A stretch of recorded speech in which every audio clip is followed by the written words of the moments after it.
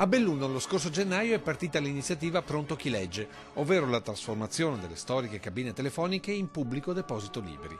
Un'idea decisamente contagiosa, visto che il virus benefico della lettura è sceso lungo la Valla Pisina fino a Porta Cadore di Serravalle, dove da mesi è a disposizione dei cittadini in questa singolare libreria.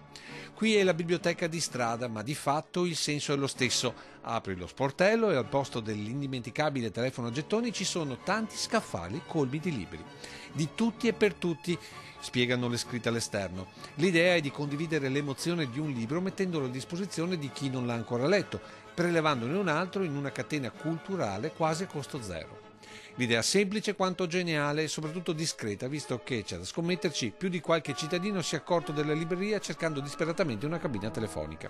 Così, curiosando tra gli scaffali, si scopre come l'ironia della Littizzetto condivida lo spazio con la commedia di Dante e che si possa leggere di tutto, compresa la storia della Lockheed del Presidente della Repubblica Giovanni Leone nel libro contestato di Camilla Cederna. Ma quello che colpisce positivamente è la cura e la pulizia di questa isola della letteratura.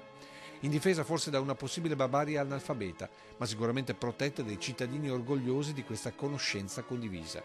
E c'è da sperare che questo sia l'ennesimo sintomo di un virus da cui farsi e far contagiare, soprattutto le generazioni digitali, perché solo chi legge dai libri sa quanto piacere si provi nel condividere fisicamente la conoscenza.